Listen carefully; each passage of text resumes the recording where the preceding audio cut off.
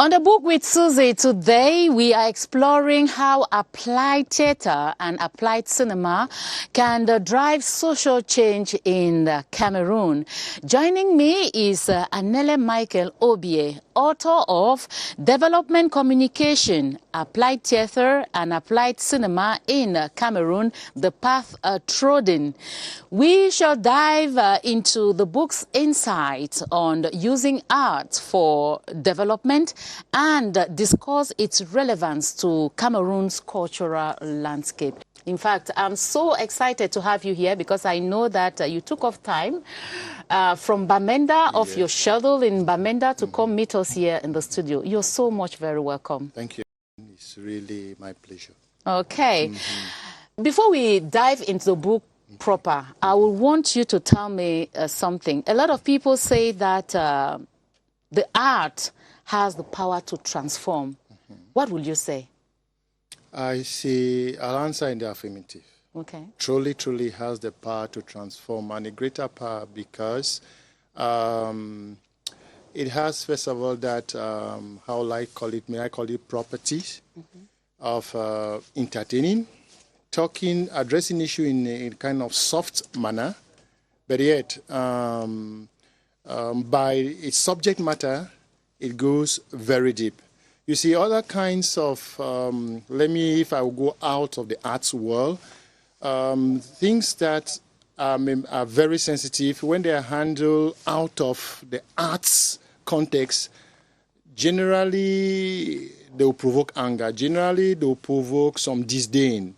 But the art has that peculiarity to pull people, to softly put across a message. That's what makes arts peculiar, and especially what you call applied theatre, applied cinema. Now, when we look at the book's title, Development Communication, Applied Theatre and Applied Cinema in Cameroon, The Path Trodden. Yes. We are tempted to ask, what is applied theatre and what is applied cinema? Okay, thank you so much, Suzy, for the question. For me to easily define this arts form, I should go from what we generally know called theatre or the classical theatre. The classical theatre would take place in a hall, would take place in front of the public, it would take place or audience or spectators on the stage. That was what you call the classical. And it came a time when practitioners thought of using theatre in other forms. When we talk of applied, that is using theatre in a way that it is directly linked with the change of the human condition, living conditions. So that is where it became something that will be taken into the community. It will not something again that stays in a given theatre hall. No, something that goes into the community to provoke social change. So that is what applied. So theatre became applied to meet a social change objective. That is it. So when you come to cinema, it's the same thing. When moving image is used, it's not just used for information, for communication, entertainment. It goes beyond that. Trying to say what has to be done concretely so that the human condition changes. The human condition could be maybe within the side of education, the side of some projects to be done, many other ways. So that is what it is. So applied cinema is, and all those forms put together, all form of theatre that aims at changing the human situation. Yes, I think I will come back to exactly. You will definitely come back to tell us the role that communication plays, that development communication plays in applied theatre. But for now, we need to take the forward of this program.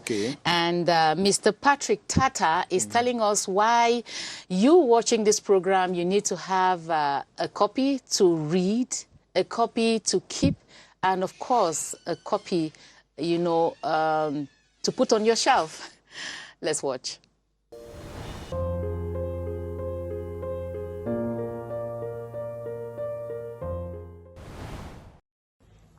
Prof. ANELE's work is very detailed, very clear, packed with theory, packed with practice. It is like the foundations of cinematography and how they intersect with theater. When you read the work, you find that you are dealing with an insider, a master who knows how the thing operates at various levels. And for that reason, you will have a lot of technical details are given there, but they don't interfere with understanding, because it follows a logical trend that is very thorough and very readable.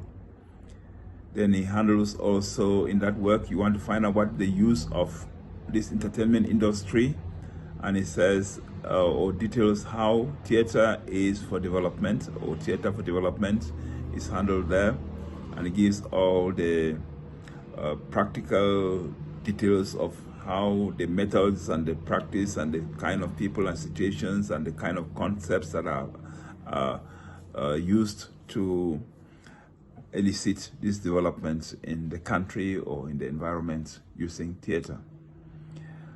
And the cinema, of course, is a kind of combination of the two, are always handled.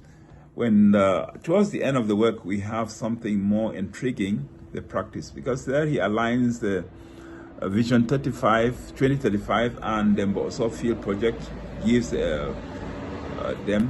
studies them, and then takes on a one-on-one hands-on game with the reader on how theater is applied, theater is practiced, cinematography is practiced. He loads this with pictures and snapshots of various scenes, interprets and tells you what to do. So it's a very practical work, hands-on work, and it's going to serve the amateur theater artist or cinematographer, actor, or anybody interested in film acting or theater, with a lot of information and practical ways to go about it. And it will be very useful for everybody, because we watch films, we watch theater, and we need insider knowledge on how these things operate and how to understand and use them for our own benefit and for the benefit of society at large.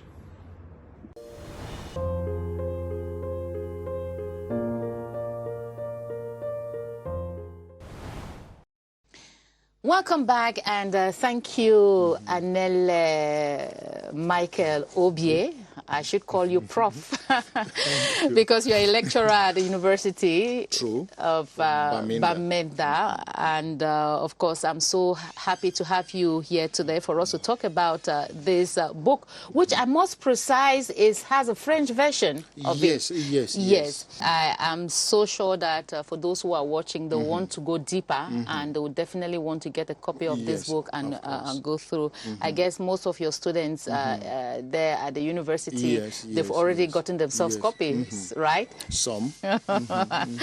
They will come for more. Yes, of course. Okay, as far as Cameroon's cultural landscape is concerned, is cinema considered as an element of development in reality?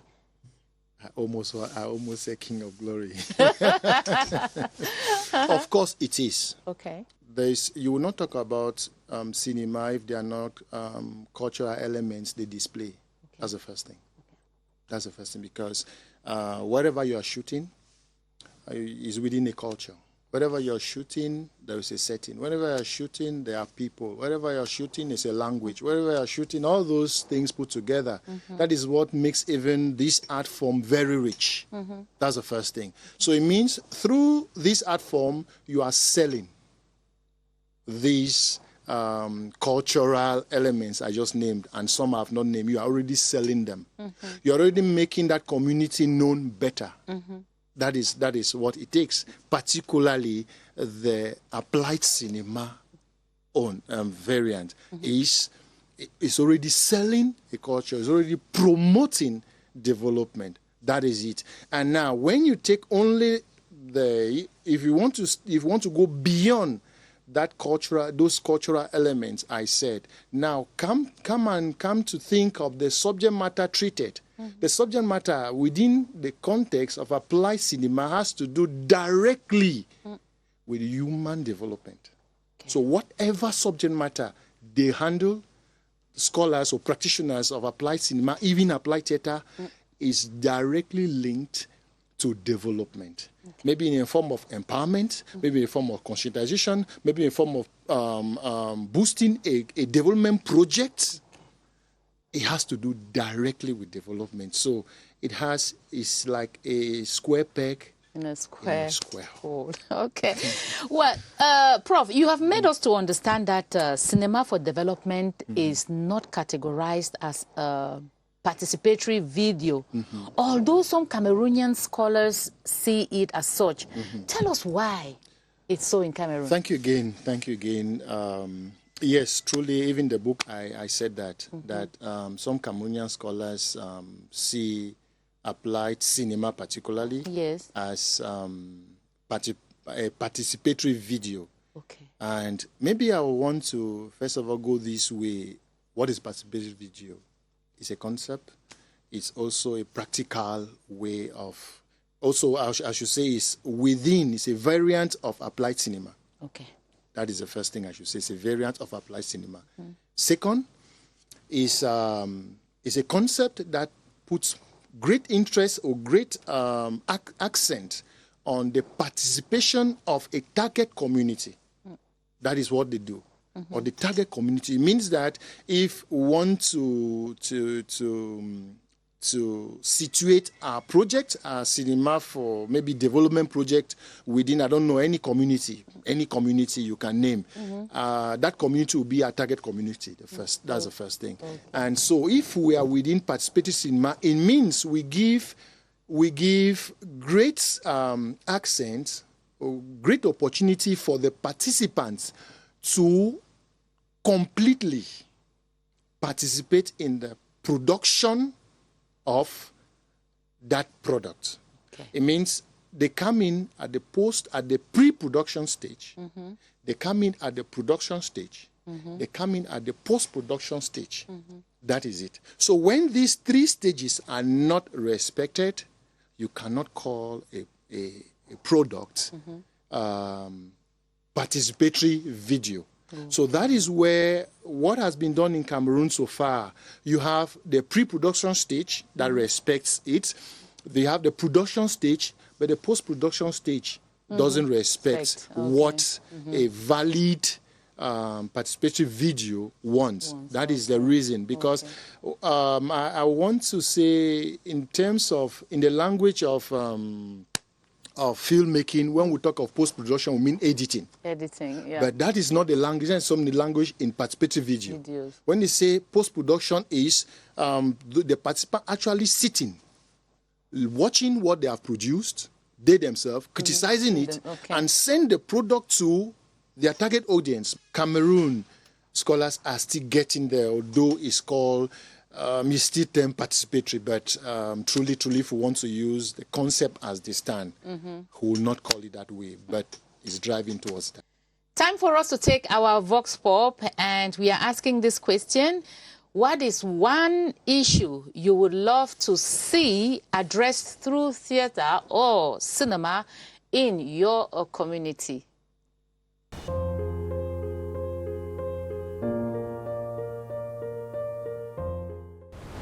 In our society today, we have a lot of social ills, just like embezzlement and corruption.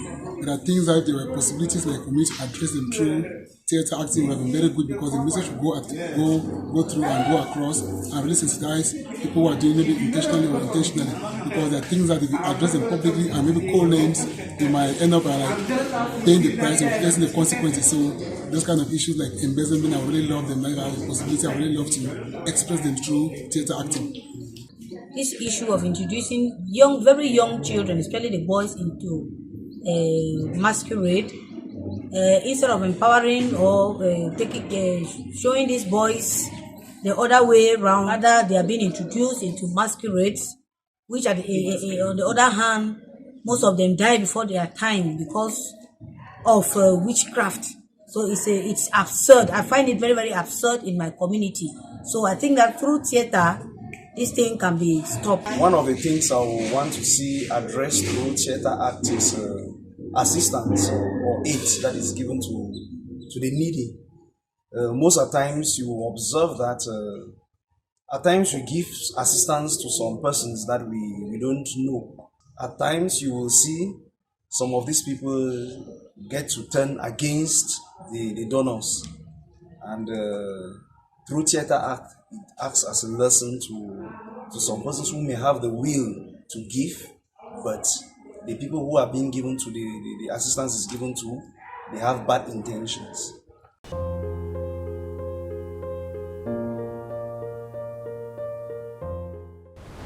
We are glad to have Professor Obie, ANELE Micheal, in this studio. And we are reviewing today development communication, applied theater, and applied cinema in Cameroon. The question I will ask you now is, can you provide a brief presentation of the human development perspectives that this book, through the Obie's model of applied cinema, creates to benefit Africans in general and Cameroonians in particular? This book has, first of all, tried to give the history of what has happened so far in Cameroon within that context of applied theater and applied cinema. Then it goes further to say, to contextualize the works that have been done within theories and concepts.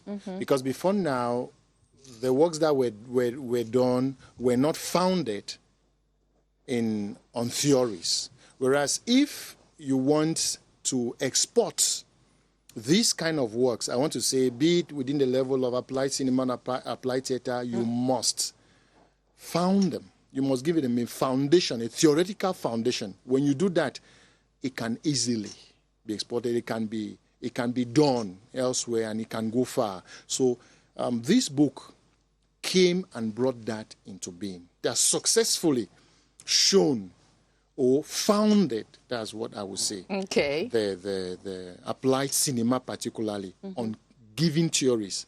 We may not have the time to go into details. So that one made in such a way that a variant, what you just call cinema for human development, is a variant of applied cinema, because applied cinema has variants.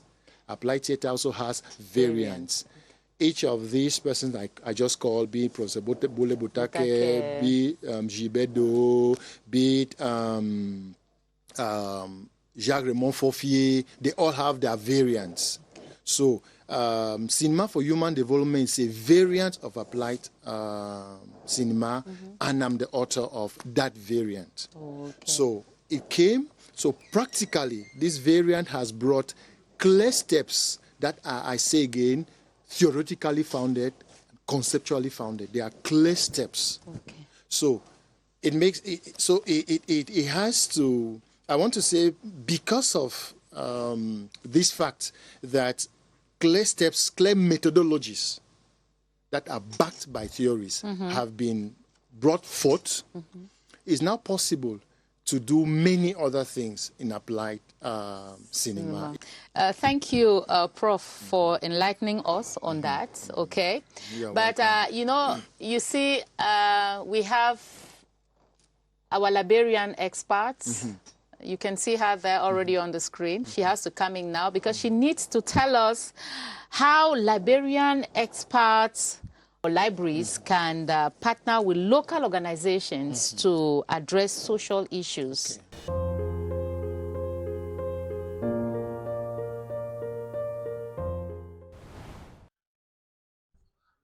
Libraries are naturally partners to all organizations, because if a library is located in a hospital, it's a partner already. If a library is located in a local council, it's a partner to the schools within that area and every other organization found within that community. So how would they partner? By being in those areas, you already have a good knowledge of the needs. So you can easily work with them to promote things like social inclusion by knowing that, okay, if I go to this place, this is what we can address. I'm going to take a simple example. These days, we hear a lot about mobile libraries, right? It's because some local councils are realizing that, oh, we have people that cannot move from their houses to this place, to the library because of traditions or reduced mobility. So what do? We're sending our books on wheels to those places. You're already promoting inclusion and getting people to read. On the other hand, another typical example would be, oh, my mayor knows that a good percentage of the people in my community probably do not read or write. Probably do not read. Okay. What can my mayor do? My mayor comes to the library and tells me, oh, what can we do? And I say, oh, we need these people to get this information, to understand the early warning systems about probably the weather or something. How are we going to get this information to them if they can't come here? Oh, let me go do a radio program in a local language because they're at home and they listen to the local radio at this particular time. So they will listen to it and the information will get out there. So those are the different ways between by which libraries can comfortably work with other organizations to promote inclusion and accessibility.